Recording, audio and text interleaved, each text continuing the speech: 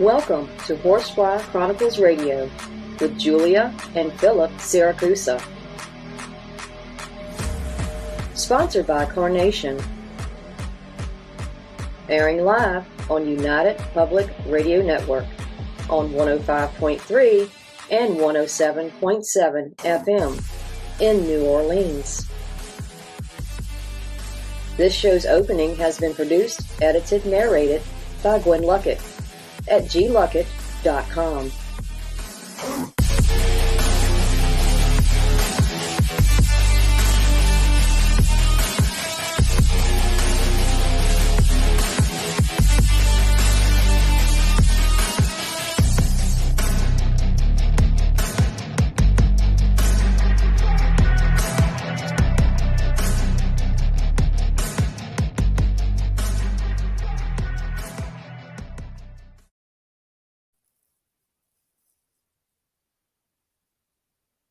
Hello, everyone, and welcome to Monday night segment of Horsefly Chronicles Radio with myself, Julia Siracusa, and Phil Siracusa.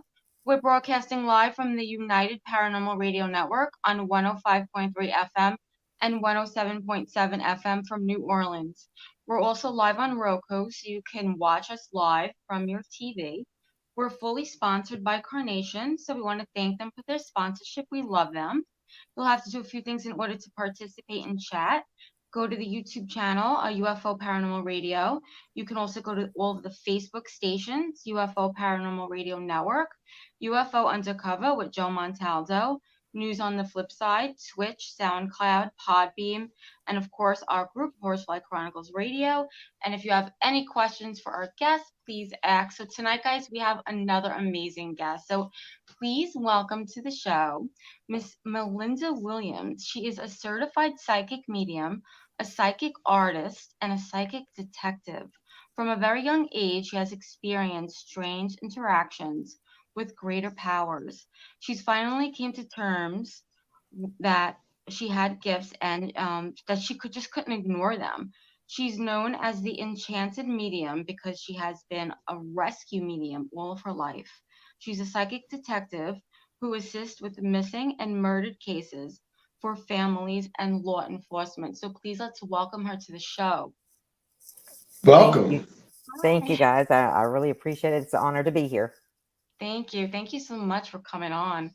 So what we like to do in the beginning of the show is bring us back to, I guess, your childhood. What happened to you as a child and a teenager that, made you realize that you had these gifts? Boy, now that's a long story. So, so I was raised in Tennessee, and basically, I started seeing spirit. The earliest I remember is between 6 and 7 years old when I started school.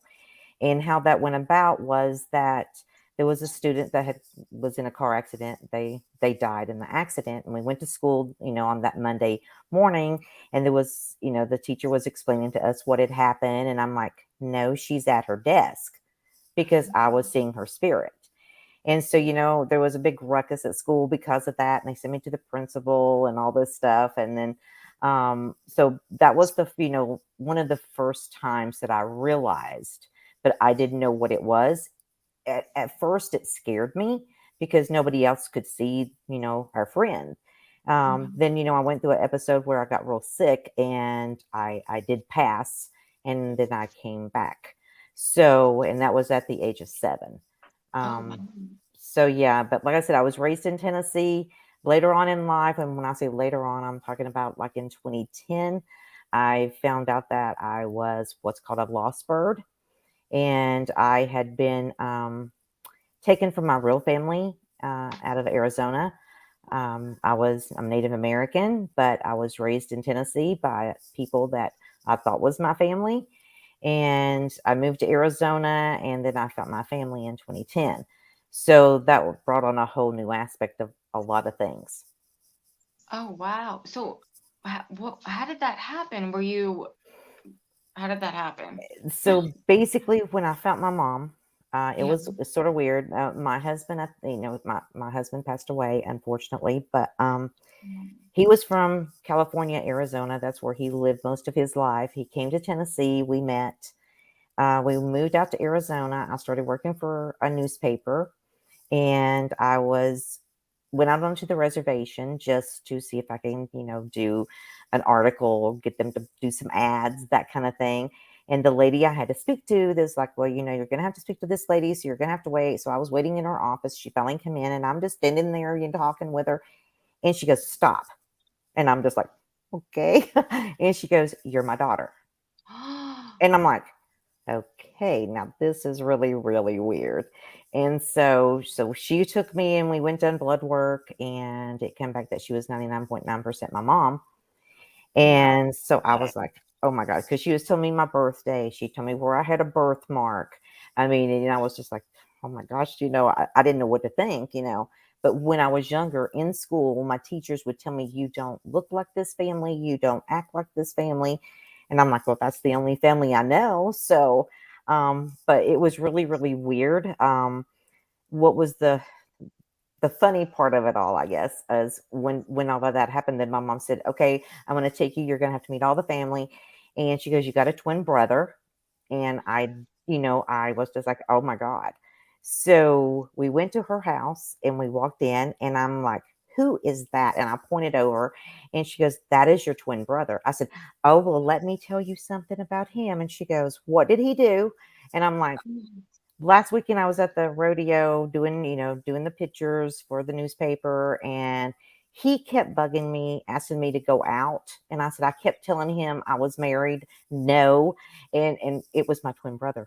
And so it was just really weird all the way around. Oh, wow. Talk about soul group. I mean, it's like all of you it's like how your mother knew who you were. Right. Probably mediumship too, right? Mm-hmm. But I felt like it was like a soul group. Like everyone, she knew immediately. She knew. Yeah. It was really, it threw me but I only got to know her for 6 months, and she passed. I'm sorry. Yeah, she had a rare leukemia, and then my twin brother got it. He passed in 2015. Then I tested positive for it, and I went into remission.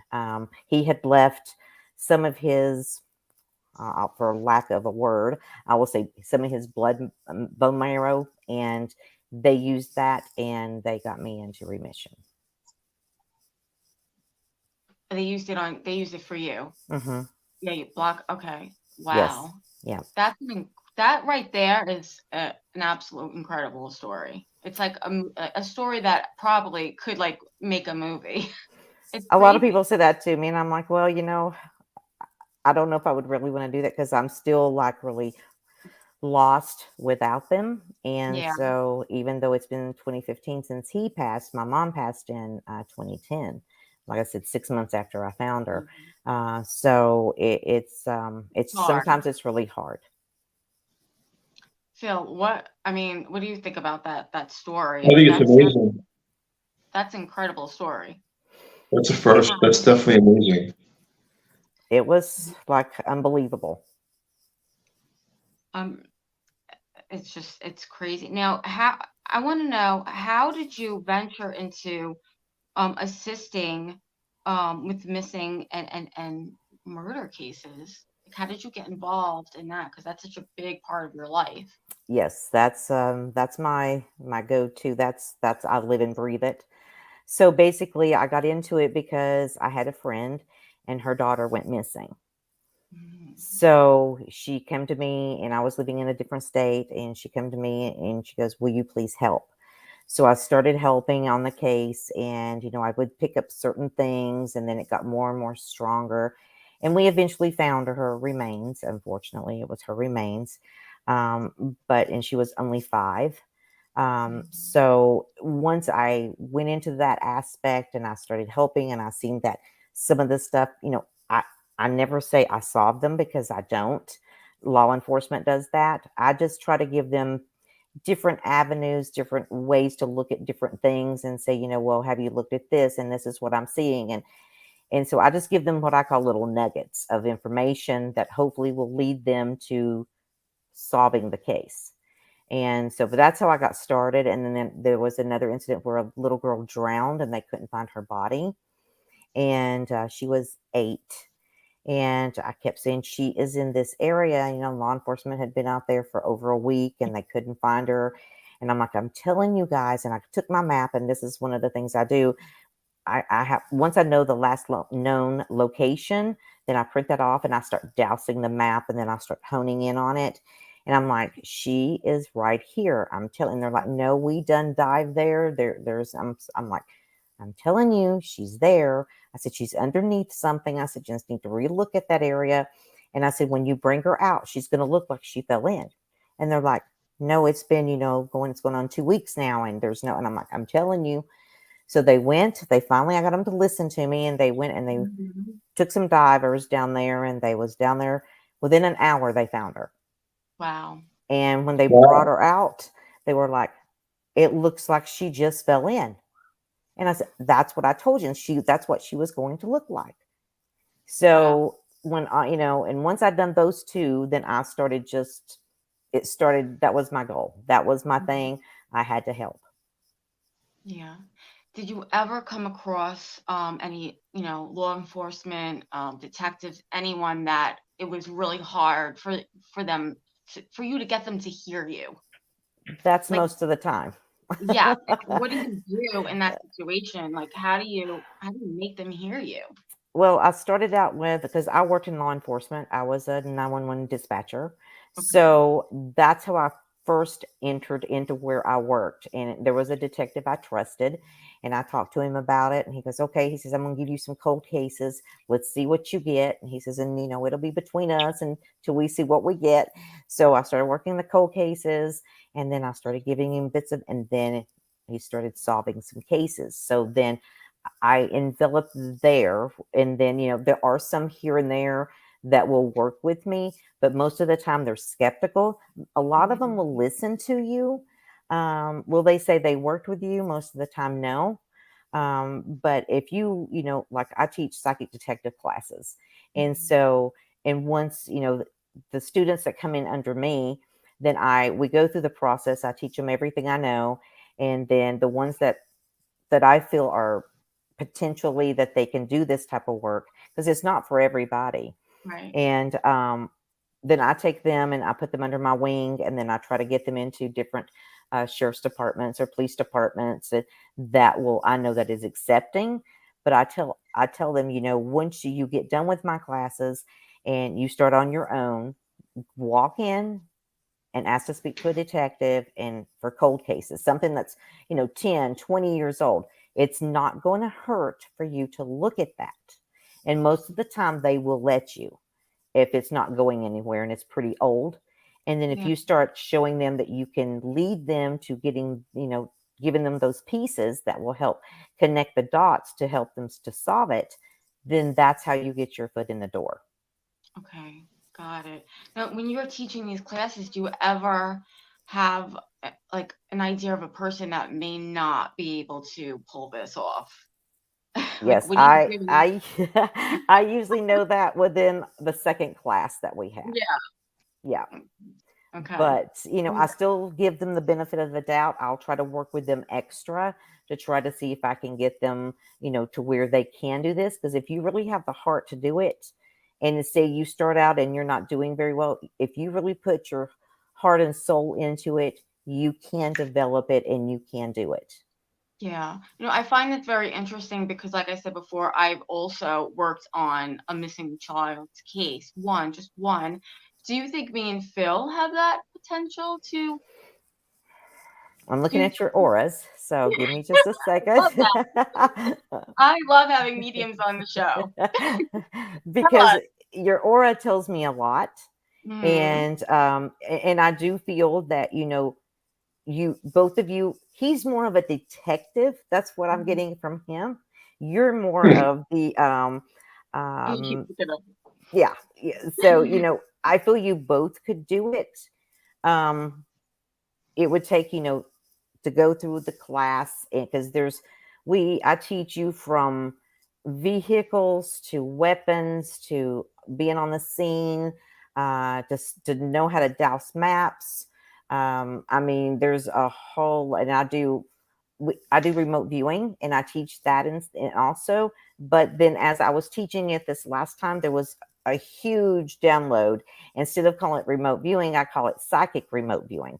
And it showed me a way to use it on missing persons. Okay. So, but yes, most definitely, I think you both could do it. I don't see, usually what I see when it's skeptical is the aura will start showing me like projections coming out of the aura, like a sort of like a star being shot through the universe. And when I see that, then that's like, oh my gosh, Yeah. they're not all there yet. So then that's when I start asking, telling them I will work one-on-one with them, whatever it takes to try to get them to where they need to be. And then if I do that and it doesn't work, then I do tell them, this is not for you. Right. Right. So, Wow. but yes, most definitely you two would be very good at it. Look at Phil. He's all happy. He's like, yeah, she pointed me out. Call me Detective Phil. What? What'd you say? I says, call me Detective Phil. She said, I'm a detective. I'm a detective. Call me Detective Phil. Detective You know, it's funny, when she said that she was a 911 operator, I was thinking of that movie, Julie, The Call, that we seen. Oh, yeah. The girl was in the trunk, and they called the 911. The movie was crazy. Movie. Yeah, The Call. I've never seen it. What was her name? I forget her name. It was a really good movie. Yeah, that was a great movie. Halle Berry. Yeah. I'll have to check it out. Yeah, it's really good. We have Anna. What's her name? I can't say Anna. I'm impressed. We're impressed. It's very cool. Very cool. So go ahead, Phil. I know you had a question. Well, it's Phil questions. You know that. Every show has Phil questions. Certified. What does that mean? Certified psychic. So basically, I went through a school that they taught me the ins and outs when I first started, because I didn't have any guidance when I first started. So when I was a teenager, more like on the upper end of the teenager, I found this lady. She had been a psychic for a long time. We started talking. So she took me under her wing. And then I ended up being mentored under Orlin Weber. She's a psychic detective. I've been mentored through John Holland, Lisa Williams. So, and one of my instructors, I call instructors because they took me under their wing and they mentored me. She has a class, it's sort of like my psychic detective class, but different because it was more on developing your gifts and knowing how to turn them on and off, and honing in more on what you think your specialty will be. And so she certified me. I had to go through like 2 years of mentorship with her. And she had to test me. She had to do this. I had to do that. And then when she seen I was into the psychic detective stuff, she would take me to a scene and say, okay, tell me what happened here. And I'm like, oh my God. And, at first I was just like, I don't know about this. And so, but then I started telling her. She had taken me over to California to the Manson murders. And I didn't have a clue at that time because I was like 18, and I didn't really watch TV. I didn't, hardly I was all into learning everything psychic. And she had taken me to that scene and close to it. And she's like, okay, tell me what you pick up in this area. And, when I was going through, and that's how she would test you to see if she could certify you. And so I got my certification saying that, showing that I done the work. It's been proven, that kind of thing. That's the first I ever heard of that. I never heard. I like what I'm hearing. I've never heard of that. Oh, that's really fascinating. Yep, she was amazing. She's no longer with us, but she was an amazing lady, and I love her dearly. And so, but that's the way how she done me. And I was like, she done this like for 2 years. She would send me pictures and she would say, okay, tell me what happened here. And she would try to trick you too. She would give you maybe a scene and nothing happened. And so she's going to see if you say, oh yeah, well, there was a murder here, or this happened there. And there was this one I kept saying, there is nothing. And she goes, are you sure? And I'm like, I'm positive. And she goes, are you sure? And she said she would really drill you to see if you would retract what you're saying. And then I finally said, I'm tired of this. I'm telling you, there's nothing that's happened there. And I said, if I'm wrong, I'm wrong. And she goes, you're exactly right. And so I was like, oh my God, because she was trying to make me switch and see if I would switch it. And I'm like, no, I don't feel anything. I don't see anything. So. Right. Yeah. Amazing. Do you talk to dead people? I do. How? Well, when it first started, it scared me because sometimes I see them through my third eye. Sometimes I see them as an apparition. It's according to what's happened. So the very first one I seen as a full apparition was a guy, and he was holding like a baby. The baby looked to be like 2 years old, and they were like on fire. Oh. And I was like, and their skin was falling off. And I'm like, what in the world is going on? And then this was like the first time I seen a full apparition. I was working in dispatch, and I had not been working that night. And this came to me in the middle of the night, and I woke up because I felt real hot. And then whenever I opened my eyes, there he stood with this baby, and it's like their skin was falling off. I'm like, what is going on? Then I called dispatch, and they're like, we're busy. We're working a fire. There's a man and a child they can't find. And then I was like, oh my land. So that was the very first time I seen a full apparition. And that's usually when I see them like that. It's usually from them just passing. Just passing. Just passing. If I see a full apparition of it, usually. So a missing kid that's been missing for a long time. Let me give you an example, okay? I want to give you an example. I want to play devil's advocate. Okay.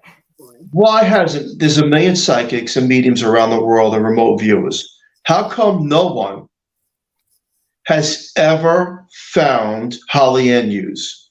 Tell me why. Well, I've never heard of her, so there's that. She's been all over the news for the last 20 years.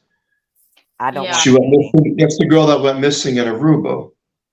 No, Holly Ann Hughes. No, Phil. Holly Ann Hughes did not. That was Natalie Oh, Holloway. wait. I have it mixed up with the Crosby case, I think. Okay. Now, I've heard of Natalie Holloway. Natalie Holloway. Natalie Holloway, I'm sorry. That's what you meant. That's okay. Natalie Holloway. Yeah. Well, to me, I mean, I've never worked that case. To me, I can't answer why, but if just by me looking at her picture, the first thing I got is they would never find her. Yeah. That she was put into the water, and I don't want to say what I think happened to her, but they're not going to ever find her remains. Okay. There's just no way of them finding it. And I don't want to get graphic. So, right. No, I get it. So yeah. once the person's gone in a way where they're never going to be found, and that's it. And exactly.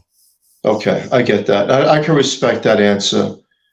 That makes a lot of sense to me. Because I mean, like I said, I would take her picture, and I would because whenever it happened, I remember one of my friends in dispatch brought that picture to me, and she's like, "Okay, Melinda, what do you get on this?" I'm like, "She is deceased," and I said, "They're not going to find her," and she's like, "And why not?" And of course, like you said, because of circumstances of it, they're not ever going to find her, unfortunately. Yeah. With your abilities. You said that when you were 7 years old, I think you had an NDE, near-death experience. Where do we go when we die? Well, I can tell you when at 7, I vaguely remember certain things. Now, I had another one whenever I gave birth to my son in 1988. And I can tell you full blown on that one. What I remember when I was 7, I was sick. And the people that raised me, I was trying to tell them I was sick, and they wouldn't listen to me. I kept seeing this, I called it a ghost because it was white, except it had black eyes, and it was making faces at me. And I kept telling those people that I'm sick. if you don't get me to the doctor, something bad's going to happen. And to be a 7-year-old telling someone that, it was just like, and sure enough, the next day I was so deathly sick, they had to rush me to the hospital. I passed for 5 minutes. And what I remember is I remember seeing the hospital, and I remember the doctor saying she's going. And then the next thing I remember seeing was a light, and I was in that light briefly, and then I was thrown back. So that's when I was 7. Now, whenever I was 18, nearly 19 when I had my son, and there was a lot of complications, and I was in labor already 27 hours, active labor. And the doctor came in and he was checking me, and they were monitoring my son's heart. His heart disappeared, and he's like, he scared me to death. He says, we got to get her into emergency surgery. Well, he took my husband out into the hallway, and I didn't learn what that was about until after all of this happened. So they took me into the operating room, and I remember telling them, just make sure that my baby's okay. That was the most important thing to me. And then that's all I remember. Well, then I come back because they had put me to sleep because they had to do a C-section. And I was like, first thing was, where's my baby? So they told me he was okay, but they had to do a blood transfusion because my blood, I was A negative, was not aware of it. And so my blood was attacking him. So they had to do a full blood transfusion on him. So then I started running a fever. I couldn't hardly do anything. And they were trying to say it was because of I was upset because I just had a baby. And I'm like, you guys are full of it, because I wanted this baby more than anything. Mm-hmm. And so I got worse. And as the days went, just like third day, then my husband, I was very, like, I don't know, I felt weird. And I asked him to call him. He was at work, and he got on the phone, and I said, you need to get to the hospital as soon as possible. He goes, what is wrong? I said, I'm not going to be here much longer. You need to come. He was there within 15 minutes. I remember him walking in, and I said, you make sure that our son knows his mama. I said, you make sure that he knows how much I love him and how much I wanted him. And then I went into what they say a coma. And then what I remembered is I started seeing like a white light in a tunnel. I started going through that. It was very peaceful. And then all of a sudden it opened up, and it was like I seen clouds. Anyway, that's what I took them as, because they were big, white, and puffy. And then I'm like, I heard a voice, and I heard my child. And then immediately I was like, that's the creator.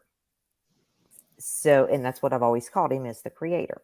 And I seen to the left of me, there was like these layers, and it was like I could see in the layers, and it was very dark on the bottom, and I could see like people, outlines of people in the dark layers. And as it went up, it got lighter and lighter and lighter till I'm like, I want to go to the top because I don't like it down here. So next thing I knew, I was at the top of these layers, and it looked a lot like Earth. And to the right, I seen this like double gated thing. I call it that because it was like weird looking to me. And it said Akashic Records. And I'm like, oh my, and that's when it hit me. I was in heaven. Oh, wow. And I'm like, I'm come to do my life review. And then I heard the voice again. And he was like, you're not here to stay. You're here for me to talk to you. And I'm like, but I want to stay. And he's like, no, you've got a lot to do when you go back. He says, and you just had a baby, and that baby needs you. And then that made me remember about my son. But I still wanted to stay. So and one of my questions was, I'm like, so this is heaven? And the answer was yes. And I'm like, so why is there dark layers down there?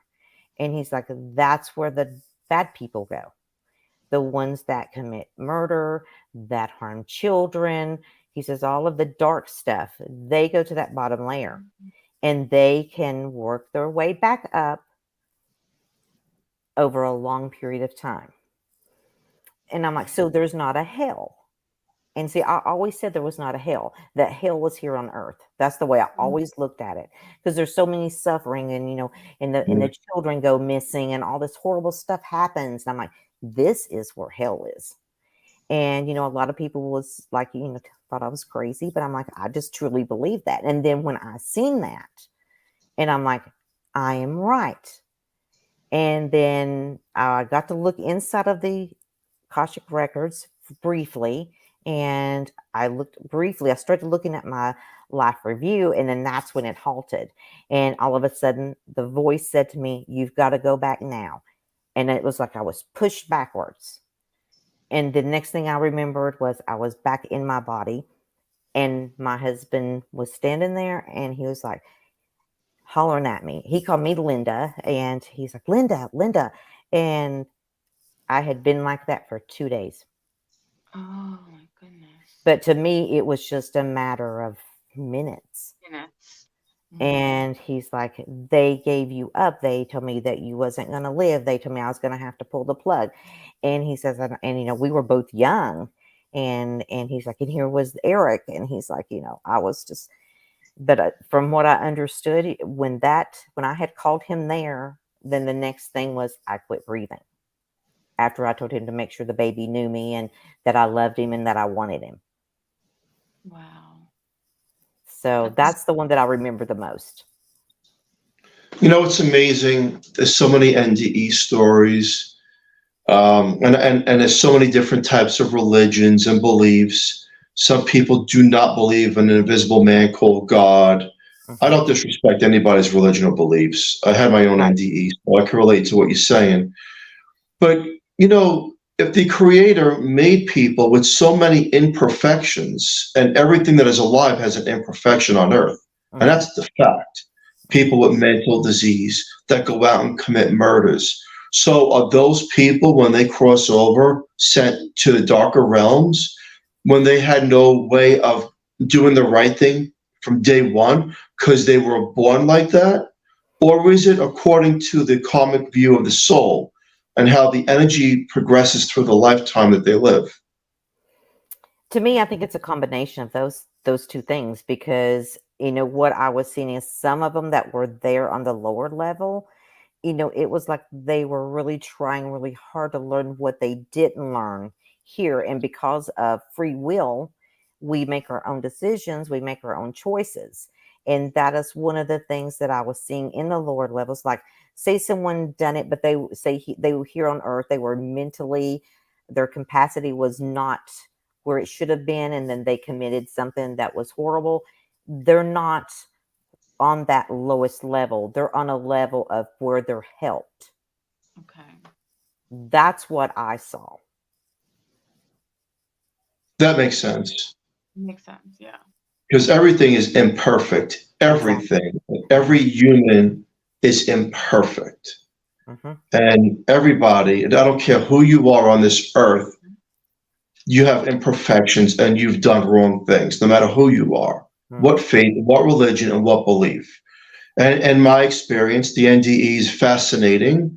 Some people believe that the word die does not exist because you never did exist. You only exist because of your consciousness makes you exist through the shell that you put yourself in, which is the human body. And you always were and always are. You just go through multiple existences of lifetimes and journeys for the soul's complete mission, which is infinity, because we always were. That's some people's thoughts and beliefs. And I guess I can relate to that as a paranormal investigator, because when we talk to the other side, right, and we're getting clear responses from those that have crossed over, we ask them, well, where are you? Can you see us? Yes. Can you hear us? Yes. Can you obviously we can't hear you, we can't see you, but you come through equipment on a Class A EVP, so we know what you're saying. And they describe it as it's just walking out of the body, but you're free. Exactly. You're not You're not limited anymore. trapped into a shell that decays. Hmm. Yeah. You're free. Yep. Yeah. It's wild. The line of work you do, I have a lot of respect for, because people like yourself, you help other people get through the journey of life, because life isn't easy. And, a lot of people do call this hell because of so much sickness and disease and famine and Right. suffering. It's fascinating. And I think that a person like yourself who helps to find missing children, uses their abilities to help others, is a word spread of the wiser of wisdom, in my belief. And teaches other people to do the same too. I mean, that's amazing. I just want as many people doing this that possibly can, because there's so many missing people. Yes. Yeah, that's a fact, isn't that? And Yes. continuing, because it's still continuing at a high rate. So, Mhm. having said that, and I'm going to have one more question before Julie jumps into some more questions. So, in my belief, it's on the news. I am no moron, and a lot of people believe it. We are not alone. There are aliens amongst us. Period. Yeah. They've always been here. Now, if we go back to religion, I don't know what religion teaches that they're here, but we know they're here. Mhm. What's Mm-hmm. your thoughts? I truly know they're here because Yeah. when I lived in Arizona, I mean, I had an encounter with a ship. So I definitely know they are here. I do feel that they walk among us. And one day it's going to be, it's going to come full circle. I'll put it that way. It'll come full circle with it.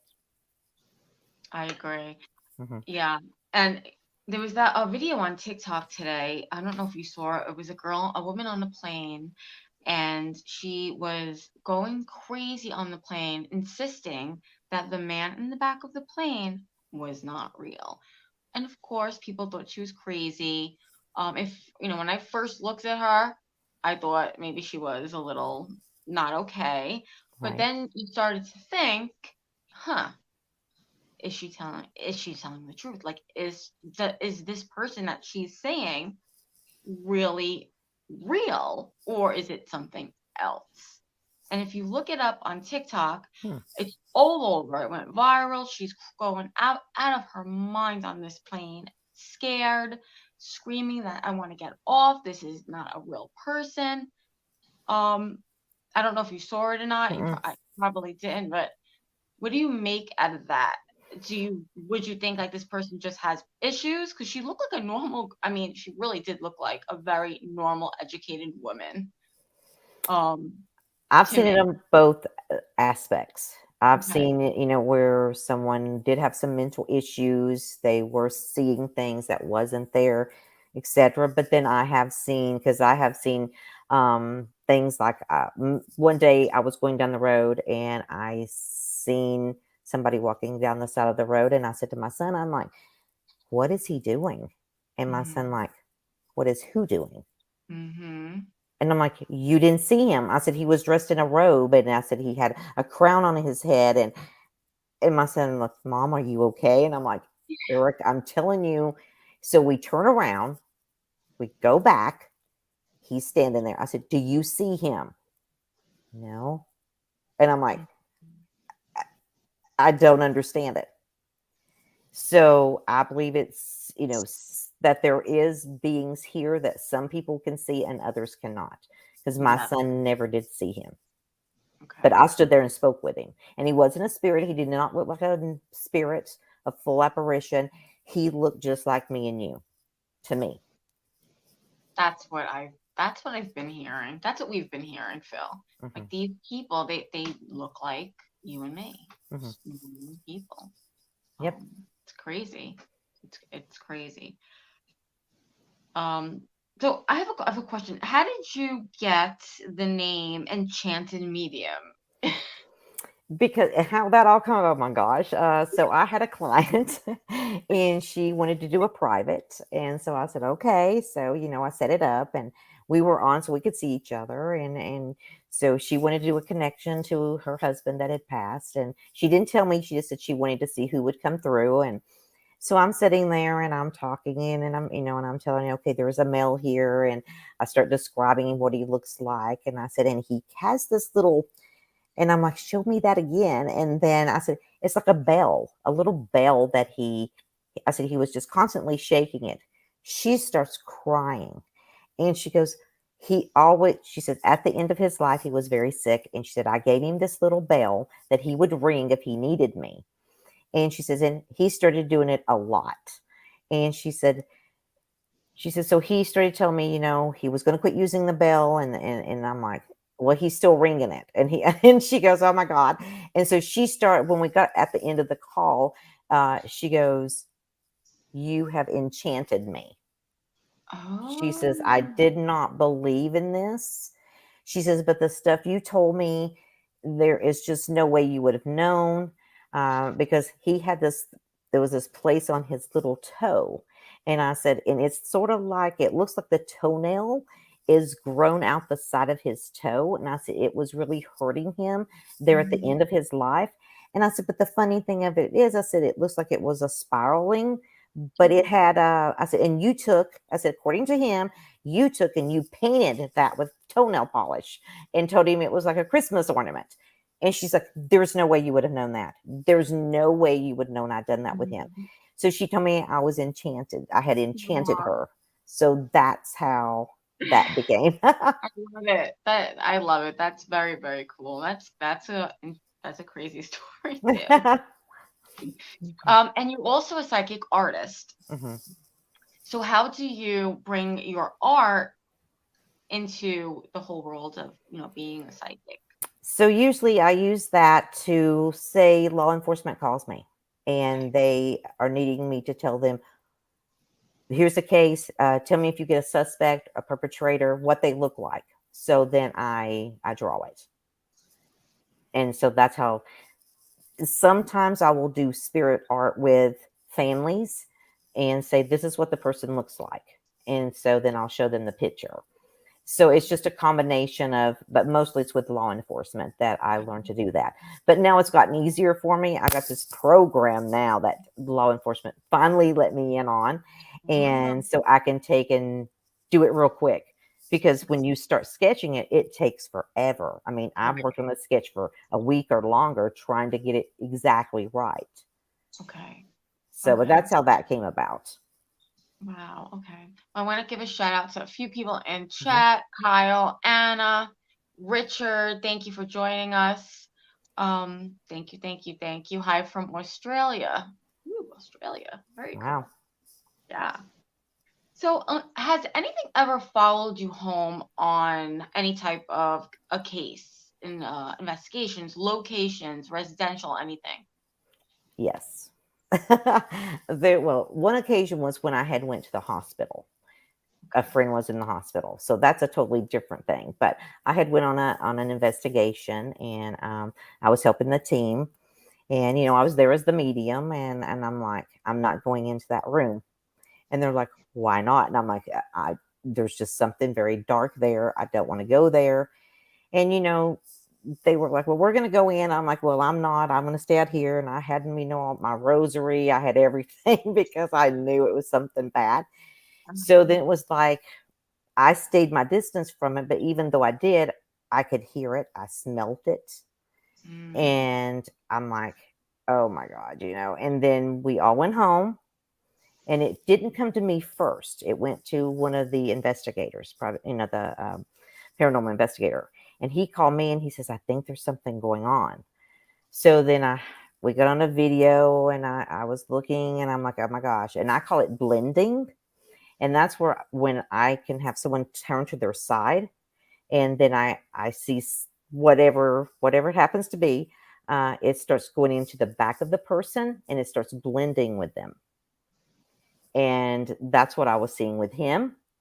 And so I told him what he needed to do, and he done all of these steps. Well, then that night after we done that, I was awoke, like it was like at 1:30ish, somewhere along in there, and I felt this presence in my room. Oh. And so I got up, I got my stuff, I started doing all the stuff that I do, and I'm like, come forth. I want you to show me who you are, what you're wanting. And then all of a sudden I heard this deep voice, and it said you. And I was like, oh heck no, this ain't happening. And so, and I used a lot, I use a lot of herbs, oils. There's a lot of different stuff. I use salt, all different kinds of things that I have been taught by my mom before she passed, by my medicine man. And so I incorporate all of that. So, it was first with him, then it came to me. Okay. And so, but I finally did get rid of it. It did take me like 4 or 5 days because it kept coming. The other incident was I went to the hospital because my friend was in the hospital, and I was sitting there, and she was in the ER, and then they finally let me back there, and I'm like, there's something weird going on here. And so then they was going to take her for x-rays. And I said, well, I'll still be here. I'm just going to wander around. So I started going down this hallway, and it led to this elevator, and I was drawn to go onto the elevator. So I got on the elevator, and it goes down. I didn't hit any buttons. It just went down on its own. It opens up, and I step out, and it's like in the basement area, which is already creepy enough. And I look over. I look over, and out of one of the rooms, I see this it looked like a child, and they put their head out, and I'm like, oh my lands. Their eyes were solid black. It was black-eyed children. And you talk about freaking me out, but I stayed calm. But then it followed me home. Okay. And my husband, this is before he passed, and I was at home talking, doing my normal thing, and then all of a sudden, next thing I remember is he's going, what are you talking about? I'm like, well, what do you mean, what am I talking about? He says, you were talking, your voice was different. And he says, and you was telling me to get out. And I'm like, no, I didn't. He's like, yes, you did. Well, then my daughter, she was 3 at the time. And I usually sat and played with her. And we were sitting there playing. And then the next thing I remember is she's screaming, saying that Mama's a monster. And so, my husband grabbed her, asked her what had happened. And she said, Mama's a monster. Mama's voice, it wasn't Mama. Mama's voice was different. And Mama was trying to hurt me. And I'm just like, okay. So then I got my medicine man. We finally figured out I had a blending going on with that black-eyed child that I come home with me from the hospital. Wow. So. Wow. It wasn't fun, but we got it taken care of. Yeah. And where do you think when you do get it to go away, where does it go? Where does it, in your opinion? To me, it's according to what it is. And when I say that, like black-eyed child, I feel like I pushed it away from me. It's still here on the earth. It just goes and finds someone else that is susceptible, that can see. Yeah. Other things, I feel like some things will be pushed into a different realm, and then eventually it will make its way back here. Okay. And that's why I say that this is where hell is because there's all kinds of things here. Oh, yeah. I agree. Mm-hmm. Phil's being very quiet. Yeah, I know. I'm listening. Just don't answer the door if you see any black-eyed children. Run. Exactly. Who did we have on our show that was really, really knew all about the black-eyed children? Oh my, they're very, very scary. David Weatherly. David Weatherly, yes. He's wrote many, many books, and they're very scary. I'm glad I hope I never see one ever. But I've heard the horror stories, and they are real. Just be careful. It's Yes. just like aliens and everything else is just too much evidence to say that So there's not let's go with some bizarre questions because it's bizarre time in the nutty world that we live in here in the Northeast. So here we go. no boy. So the smoke that's taken over the Northeast, A, it's population control. B, it's what our news is telling us, it's from Canada. Or C, we're being fogged out by something and we don't know what it is. Right. I'm waiting for a response. Okay, I see. Okay. So to me, I mean, I have friends that live in Canada where there are the fires. Some of them are like, there's no way it's going to cause this much. And, they've come to me and asked me, and I'm like, I think it's more, hope I don't get in trouble, with the government, with the trying to do population control. Yeah. I'm on the same page as you. I went outside one day and I felt like my head was spinning in a fog. I'm like walking in the twilight zone. Now, I ain't no spring chicken, and you can't tell me all the years I've been around, I've never seen that before. In fact, I went to some people that are a lot older than me, like, we've never seen this before. It puts your head in a fog, like you're breathing in something. So, you know what? I agree with you. And now, New York City, Brooklyn, New Jersey, we have the nets by the millions and millions and millions. Now, I've seen these little pests around. It's just ironic how now it's one thing after the other thing. What's next? Dragons coming from the sky? I know. I agree totally. Oh my gosh. Me and you would have a very interesting conversation because I feel the same exact way. It's funny because in the last week I see the weather on the news, which I hate the news because they all lie anyway. Rain and thunderstorms all day. Okay, so go outside tomorrow. Tomorrow comes, stay indoors, you're on a red alert. The smoke is back. But the smoke was here 2 weeks ago. So now I got to stay in the house for 2 days. The next day, the gnats are out, be careful. So you can't jog, you can't walk, you can't go bike riding. Are we just like meant to stay in the home and confined? I was gonna say that. I feel like Yeah. Are we forced to stay in our houses? That's the question. Right. Yes. And I think they're still trying to do the control. And yeah, I've been saying I agree with you. Mm-hmm. I agree. 1000% I agree with you. I think that this is some kind of cover up. Mm-hmm. They're onto something, and these are just testing the waters like everything else they're doing. We're the guinea pigs who suffer in the long run. Exactly. Yeah. You're right on it. And Look at that detective. Look at me.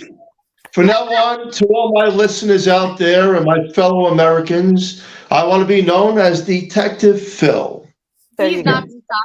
He's not going to stop with this now. Or He's going to Detective walk Psycho. around the house and he's going to say, "Detective Phil here. You must detect." Okay, so your remote viewer, we like to have fun on the show too. Your remote viewer, I am in, so we live in the Horsefly Chronicles home, which is a haunted house investigated by over 52 paranormal teams around the world. Some of the things that have happened here are beyond unknown. So I'm in one particular room where most of the things have occurred. Can you tell me just by looking through and seeing if I have company? Like, I feel like something's going on down there. Well, if I'm looking at you, watch Daddy. If I'm looking at you on the right side of you, there is it's a little girl. There's a little girl there. Is it a girl or something else perceiving to? wait, let her finish. She's onto something. Let her finish with that. Well, to me, the way she's presenting herself is as a little girl. Okay. Do I feel it is a little girl? I feel that it's something presenting itself as a little girl because children have a way, well, with me anyway. And see, that's the thing with me. If something comes, it portrays itself as a child because that's my weak point. So they go around of what your weak point is. So, but what I see when I look straight and to the right of him is a little girl. And That would be right here. That's my right. And she's got dark hair. It comes down to like right here.